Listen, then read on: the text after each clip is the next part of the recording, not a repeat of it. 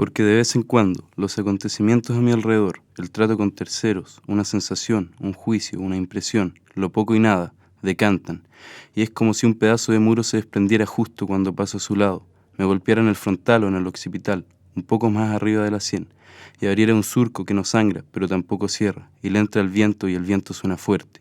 Ahí es, entonces, cuando dejo caer sentado el espinazo y doblo el cuello para que gotee la vista sobre una hoja inmensamente blanca.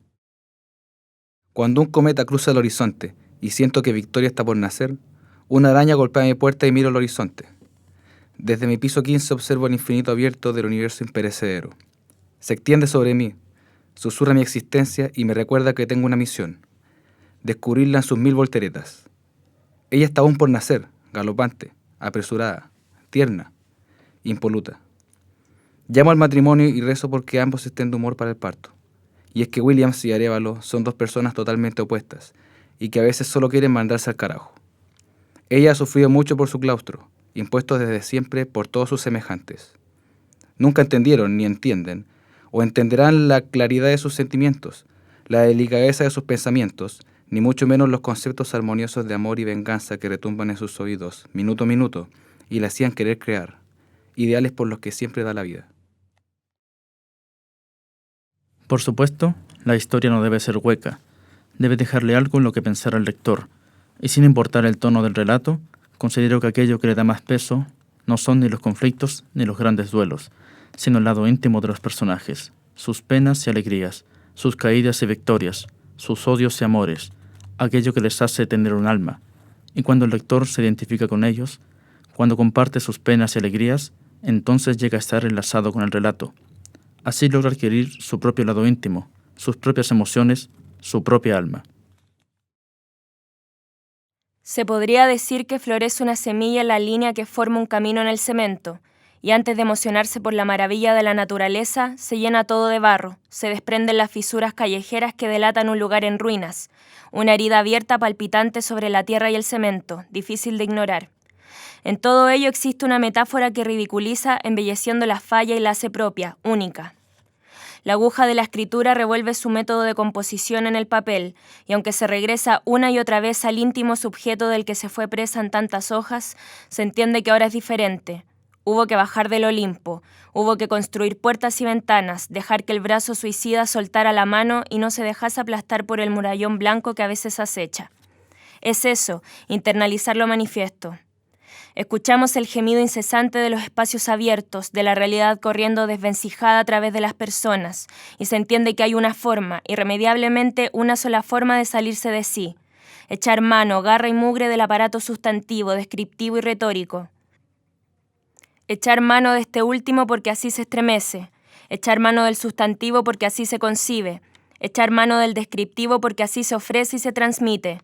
Pero sobre todo, y esto da luz al oficio que intentamos, se echa brazo entero del verbo porque así se construye, se crea y se hace realidad.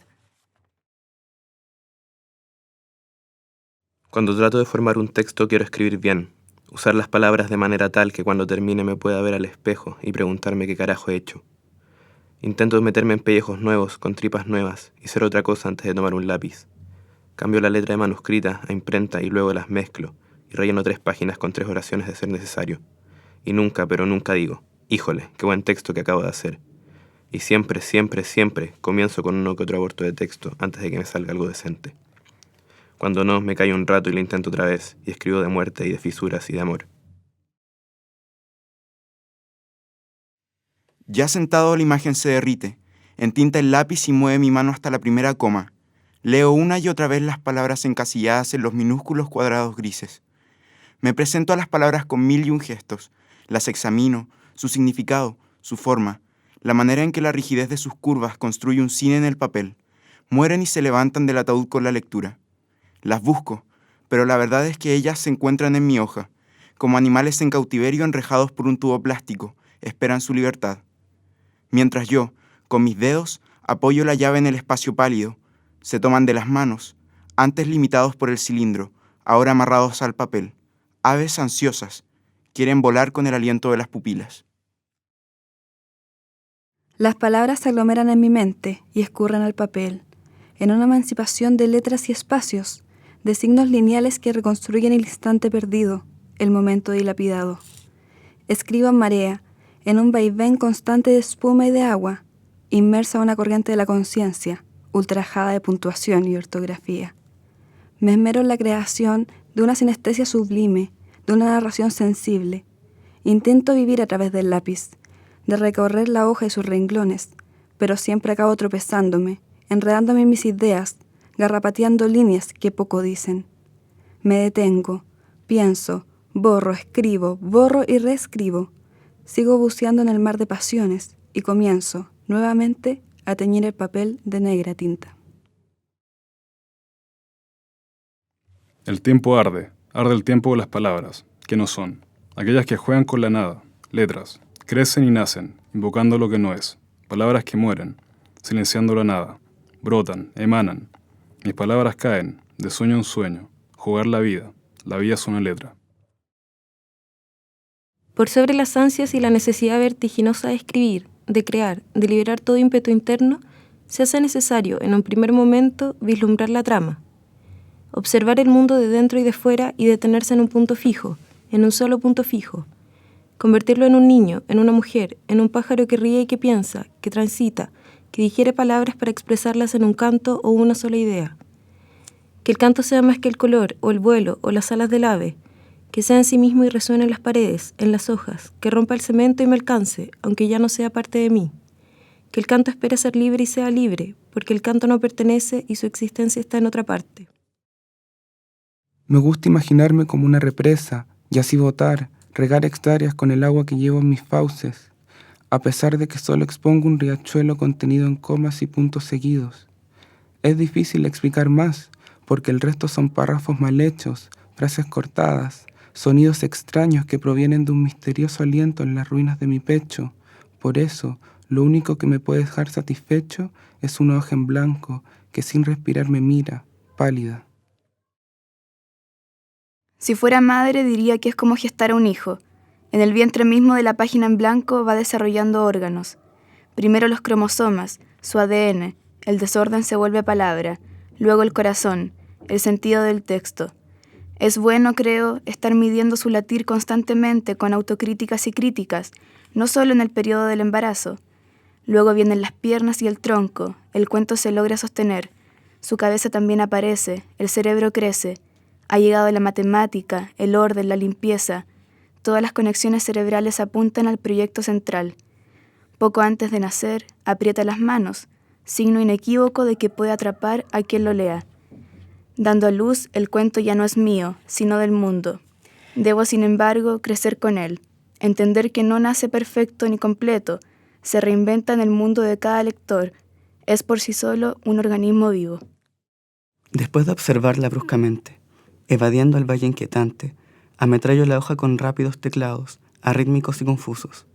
Observo el concepto, trato de calcular el tamaño, vomito las entrañas de un monstruo ajeno. Miro la hoja salpicada, pero me parece que sigue en blanco. Procrastino, evitando la responsabilidad como un inadaptado cualquiera. Me doy cuenta que he hecho muy poco, me enrabio y miro al cielo pidiéndole a los dioses concentración. Entonces me recupero, y mi dedo vengativo justicia las faltas ortográficas. Quita una frase, ajusta un diálogo, ordeno las entrañas del monstruo para que se vea más ordenado. Parece artístico, pero aún siento que la hoja sigue en blanco. La idea llega como un espasmo, un escalofrío que corroe el abdomen y se agolpa en mi muñeca, relincha en mis venas esperando salir. Las primeras líneas se arrojan inconscientes al papel, brotan ágiles y desbocadas. Luego viene la disconformidad, los borrones, el estancamiento, el miedo a que el texto se fugue junto con la tinta de mi lápiz. Las imágenes se acoplan en mi cabeza y soy incapaz de dibujarlas. Balbuceo, salpico palabras que borro al instante, las reescribo y vuelvo a borrar en una lucha constante por lograr la perfección, la palabra precisa que captura el gemido cristalizado en mi córnea. Impotencia, esa es la palabra, como el verde que se escabulle en mis textos. Alguien dijo que el color verde en poesía significa impotencia sexual, y de pronto el color que veía como símbolo de melancolía se vuelve el reflejo de mi impotencia literaria, de mi parálisis escritural. Mi corto aliento gotea en el papel, me desgarra en cada frase inconclusa, el texto se vuelve una espiral constante, La poesía es una espiral constante, me arrastra a su gelidez, me hace un guiño y avanzo, me emborracha, me da un respiro, me aprisiona. Escribo, borro, reescribo y vuelvo a borrar. El texto se desdobla y ríe, se esconde tras mis párpados, bosteza. En un descuido logro anclarlo, amansarlo, lo monto con delirio extasiado, lo palpo, lo contemplo y lo dejo ir. Desde entonces ha sido así, un chispazo, una descarga de adrenalina contenida después de un largo día, un torrente letrado y singular que se abre paso entre las fibras del papel, con una tinta que a quién le importa si viene del norte o del sur. Está ahí, contorneando sílabas que luego mi voz se encarga de nombrar, y las nombro con un ritmo peculiar, porque si están ahí, en mi papel, es porque yo lo quise, y si quiero las grito, si quiero las callo, si quiero las rompo y si quiero las beso. Son mías, son fruto de mi mente y del papel. A veces, una frase aterriza delante de mis pupilas, me persigue mientras voy caminando, me va a buscar al colegio, se me cola entre los libros de texto, va a oír aburrida mis clases de cálculo, y finalmente, cuando sabe que he tomado mi infaltable taza de té, viene corriendo como si yo fuera su madre y me abraza y yo la elevo sobre mi papel, y entonces converso con ella, la escucho, la hago llorar y reír, y a raíz de ella surgen más frases, como una mitosis. Voy sintetizando adjetivos, reponiendo oraciones descompuestas, afloran los puntos y comas, se realzan las ideas y el texto se torna vivo, porque hay un tejido pintoresco que está forjándose hasta latir, y cuando siento que ya tiene vida, el papel y yo nos miramos, él me guiña sus ojos de naturaleza muerta, yo le sonrío con labios pálidos, ambos desgastados de momento por nuestra creación.